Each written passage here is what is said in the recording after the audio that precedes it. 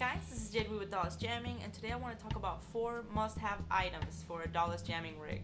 So Dallas Jamming is making music without a computer. If you're this far in the game, you probably already have some synthesizers and a drum machine, a groove box, or you're probably in the process of figuring out what it is you want to purchase. But besides the most basic items, which are those that create the sounds, you're going to need 4 other very important items. The first one is a mixer. So you're not really going to be computer free until you don't need an interface and you don't need a computer at all to create your jams or to get sound out of them. There's lots of options out there for a first mixer. You can get something really cheap like this Duran Micro Mix. It has 4 inputs and 1 output. So you will plug your speakers into this output and then your instruments into these inputs. I use this little mixer for like outside jams sometimes when I don't want to carry my big mixer around. It works pretty well, 25 bucks, can't go wrong. My first actual more complete mixer was the Yamaha MG10XU.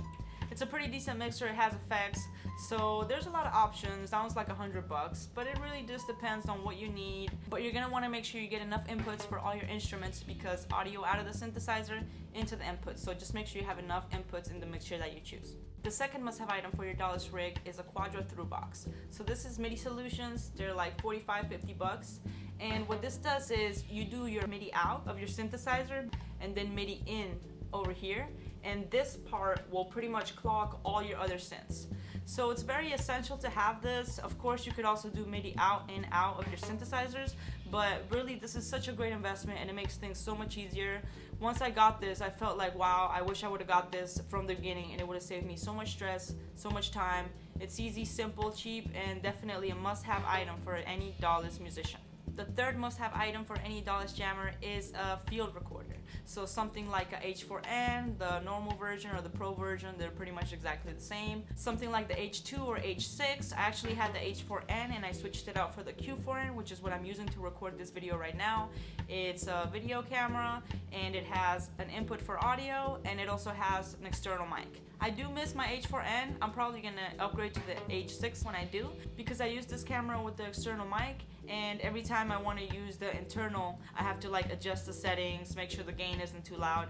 So it's really like good for either or. But if you're using a camera with a built-in recorder, you're gonna save yourself that extra step of further editing your jam, trying to get the audio and video synced together. So if that's something that you don't want to do, you don't want to spend too much in the computer, who does editing stuff, that's definitely something to consider, a camera with built-in audio. Even though I use a camera with a built-in recorder, sometimes I would still rather have just a hand recorder and record with my phone because it has higher quality.